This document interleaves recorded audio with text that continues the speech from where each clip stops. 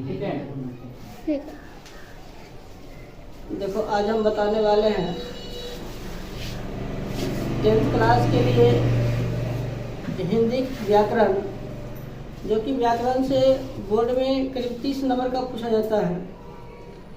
तो आज हम पहला चैप्टर बताएंगे। इससे जो है बोर्ड में करीब 5-7 नंबर का ऑब्जेक्टिव पूछा जाता है। आज हम चलते हैं पहला चैप्टर की ओर। पहला चैप्टर है वर्ण विचार। वर्ण विचार में पहले हम चलेंगे वर्ण विचार की ओर। तो हम देखेंगे वर्ण विचार किसे कहते हैं। वर्ण विचार, इसमें पहले हम जानेंगे वर्ण के बारे में। किसके बारे में? तो वर्ण के बारे में। वर्ण उस मूलध्वनि को कहते हैं जिसका खंड या टुकड़ा नहीं किया जा सकता है। और वर्ण उस मूल्य ध्वनि को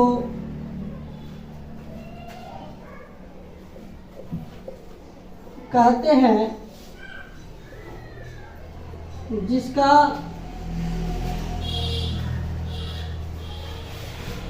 खंड या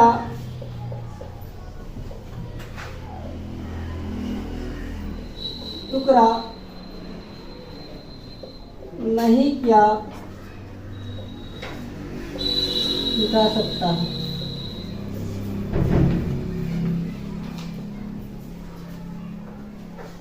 और इसके बाद आता है वर्ण के प्रकार। वर्ण के प्रकार, देखिए वर्ण 2 प्रकार के होते हैं।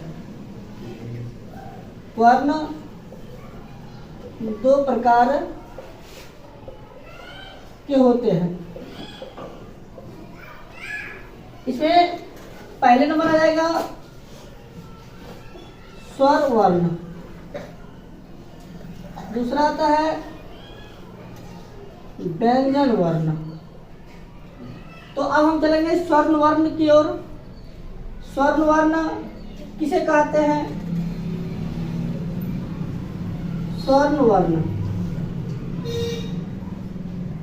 तो स्वर्ण वर्ण उस मूलध्वनि को कहते हैं जिसका खंड या टुकड़ा नहीं, तो ये हो जाएगा वर्ण। और स्वर्ण वर्ण वैसा वर्ण को कहते हैं जिसके उच्चारण में किसी दूसरे वर्ण की सहायता नहीं ली जाती है, उसे हम कहते हैं स्वर्ण वर्ण। वैसा वर्ण जिसके उच्चारण में किसी दूसरे वर्ण की सहायता न ली जाती है, उसे स्वर्ण वर्ण कहते हैं। अब देखिए वैसा वर्ण जिसके उच्चारण में किसी दूसरे वर्ण की सहायता न ली जाती है, उसे हम स्वर्ण वर्ण कहते हैं। और इनकी संख्या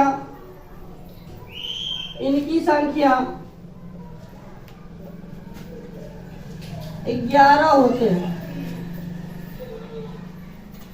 इनकी संख्या 11 होते हैं। जैसे देख लीजिए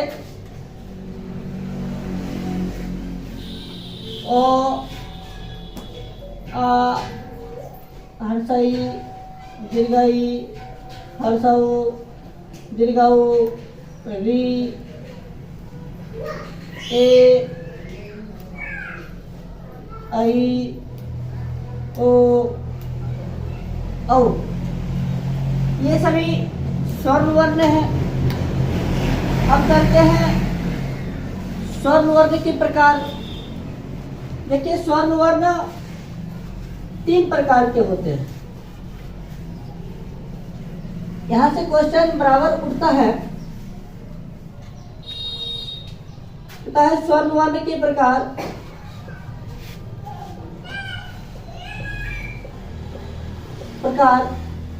स्वर्ण वर्ण 3 प्रकार के होते हैं। तीन प्रकार होते हैं। पहला हो जाएंगे ह्रस्व स्वर, दूसरा दीर्घ स्वर, तीसरा पौलुत स्वर। ह्रस्व स्वर को ही एक मात्री स्वर कहा जाता है और दीर्घ स्वर को द्विमात्री स्वर कहा जाता है। अब यहां से क्वेश्चन उठता है एक मात्री स्वरों की संख्या कितनी है।